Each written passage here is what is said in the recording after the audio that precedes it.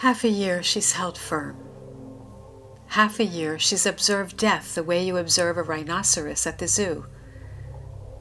Dark folds, heavy breathing. She's scared, but doesn't look away, doesn't close her eyes. It's terrifying, really terrifying. And it should be. Death is terrifying. It frightens. It's terrifying to smell the stink of a blood moon. It's terrifying to see how history is made. Half a year ago, everything was completely different. Half a year ago, everyone was different. No one got scared when stars fell over the reservoir. No one startled when smoke rose from cracks in the black earth. In the middle of the night street, in the middle of the clamor and headlights, in the middle of death and love, she buries her face in his shoulder, pounds him desperately with her fists, weeps, screams in the dark. I don't, she says, want to see all this. I can't carry all this inside me. What do I need so much death for? What am I supposed to do with it? What can you do with death? Carry it on your back like a gypsy child? Nobody loves him, and he loves no one. There is so little love. Love is so defenseless. Cry and shatter the dark with your warm hands. Cry and don't step away. The world will never be the way it was before. We'll never let it be the way it was before. Ever fewer lighted windows on the cold street. Ever fewer carefree passers-by around the shop windows. In the hellish autumn dusk, fields and rivers cool. The bonfires go out in the rain. The cities grow numb at night.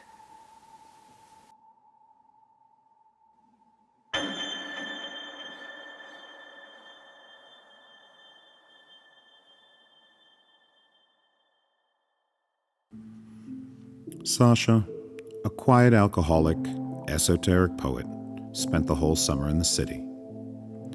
Surprised when the shelling started, he turned on the news and then quit watching. He roams the city, never removing his headphones, listening to dinosaurs.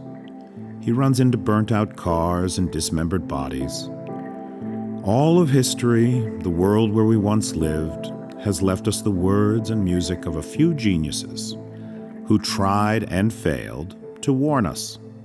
Tried to explain something or other, but explained nothing. Saved no one. In graveyards, their genius rib cages sprout flowers and grass.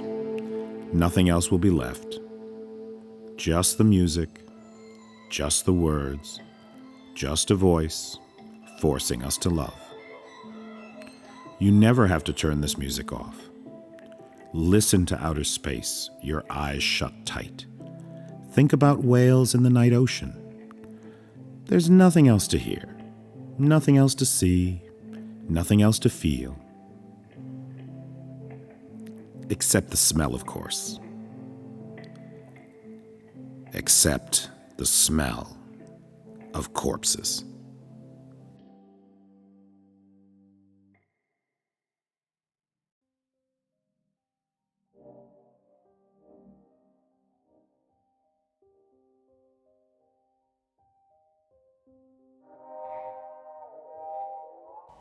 A city where she ended up hiding, a city on fire with flags, built under snowed-up passes. Hunters chase wildfowl out of Protestant churches. Blue stars fall into a lake, killing slow-moving fish. These streets where funambulists hover, how they balance in school windows, arousing joy, how they dodge seagulls that snatch from her hands, weightless potato chips made of gold. There, where we used to live together once, we had no time for peace and meditation. We slashed ourselves on the sharp cane of night, dropped our clothes like ballast into the black elevator shaft, in order to hover in the air a little longer. We hated, didn't forgive, didn't accept, didn't trust, and lived the best days of our lives in anger. But this city, where she ended up hiding, gently touches her hand and opens its warehouses and storage rooms. These ports, the destination of the Senegalese who arrive in cargo holds, the black meat of their hearts and the ivory bone of their eyes. These cellars packed with cheese, cheery Protestant cities, where one can wait through the Last Judgment, for local lawyers are excellent and walls unassailable. Yet there, where the two of us used to warm ourselves in the kitchens by the blue sources of fire, there isn't a single trace of us left. Time, an old funambulist, fell down that 100 times and got back up again 100 times, with broken collarbones and iron teeth.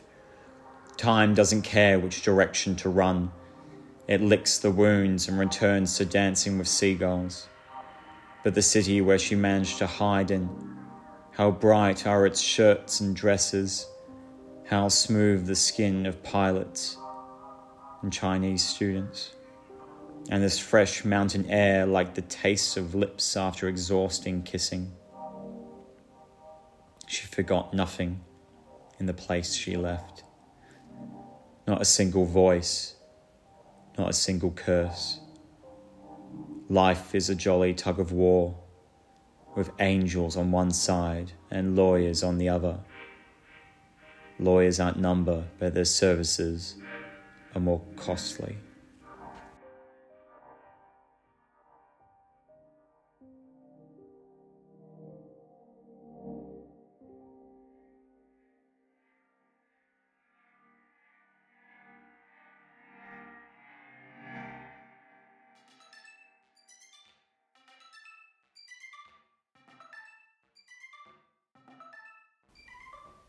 The street. A woman zigzags the street. A pause. By the grocery she hesitates. Shall she buy bread? There's not. Is there enough? Not enough bread at home. Shall she buy bread now? Or tomorrow? She considers. Stares at her phone. Rings. Speaks to mother.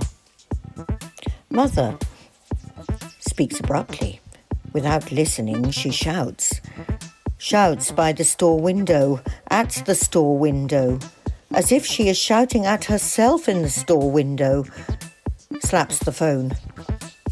Zigzags the street, cursing her invisible and therefore even more cursed mother. Tears of pain at her mother and at the impossibility of forgiving her mother. Forget the bread. Forget it. Forget the bread and everything else on this earth. Forget it. Forgo it. Leave it alone. That morning, it begins. The first aerial bombardment.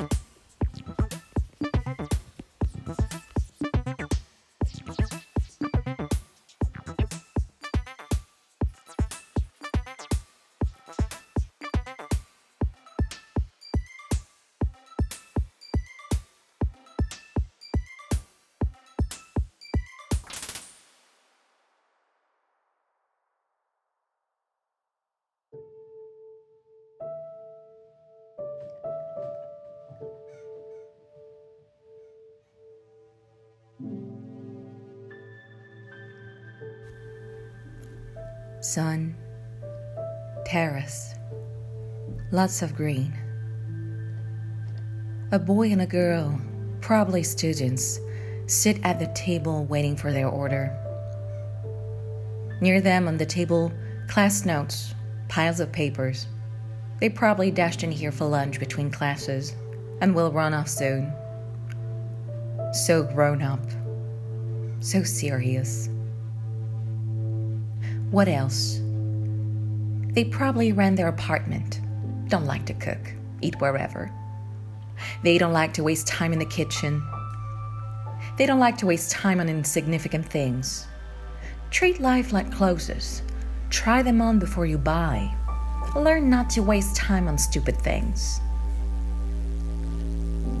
One day, she will definitely have her own home. One day, he will definitely find a normal job. It will be important to learn about everything, to learn to select the proper words to talk about love and humanity. Dust, flowers, lots of green. Last year's spring.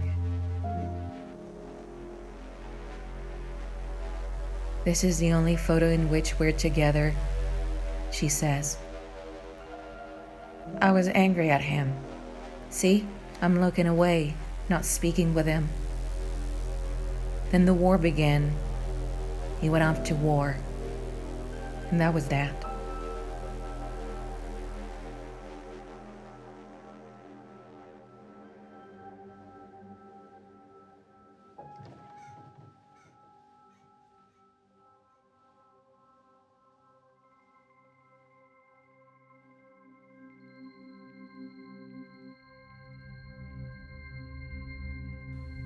They buried him last winter. Some winter, too. Not a snowflake, so much rain. A quick funeral. We all have things to do. Which side was he fighting for, I ask? What a question, they say. One of the sides who could figure them out. What difference does it make, they say? Same difference. Only he could have answered, they say. Now it's he said, she said. Could he? His corpse is missing its head. The 3rd year into the war. Bridges are patched. I know so much about you. Now what? I know for one that you liked this song. I know your sister. I loved her once. I know your fears and where they came from. I know who you met that winter and what was said. 3 years of nights patched with ash and starlight. I remember you always played for another school. And yet, who did you fight for in this war? To come here every year, to rip dry grass, to dig the earth every year, dead, heavy earth, to see every year this peace, this ill, to tell yourself to the end that you didn't shoot into your own. In the waves of rain, birds vanish. I'd ask to pray for your sins, yet what sins? I'd ask for the rains to stop, rains full of birds. Some birds. It's easy for them. For all they know, there's neither salvation nor soul.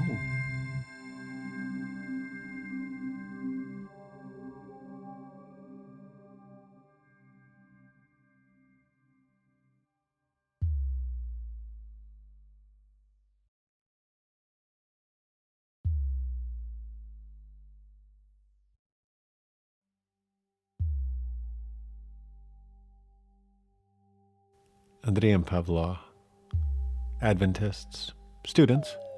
Daddy, a businessman, supported the community. Homeschool church was how they lived their lives, went there daily. Lent a hand whenever something needed fixing. Shared pictures on social media. Gave shout-outs. Even during those quiet years, such devotion looked sectarian. But once it all broke out, They were hunted down. Some have moved, others were in hiding. The two brothers were captured, shut in a basement. They were ordered to bury the dead, to dig new graves. They tried offering money, wept, grew paranoid. They were moved to a different hole, then they were forgotten as if they never were. In the black basement, they sat listening to the dark. Early on, they prayed, then quit praying, ashamed of each other. You lose faith when you're given the chance to die for it.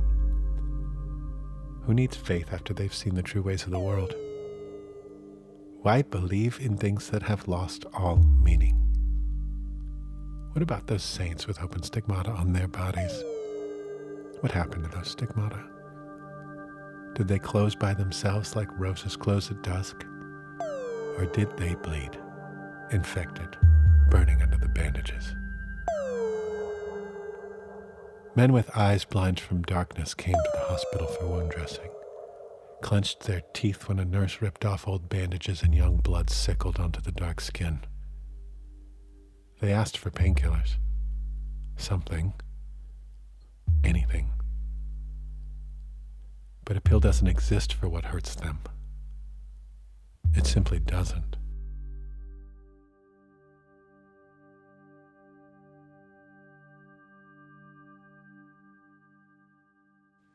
At least now, my friend says. At least now, my friend says, I know what the war is like. Well, what's it like then? I ask him. Like nothing, he answers. He says it with confidence. Since he was captured, he can speak about most things with confidence through that experience. In other words, with hate.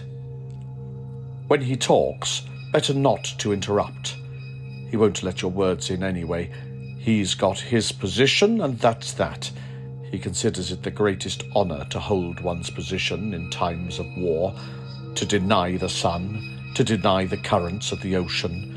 So that's that. The war is like nothing. That is why we talk about it without adjectives. How did you feel? Like nothing. How did they treat you? Like nothing. How do you talk about all this? Like nothing. Now, how the hell do we live with all this?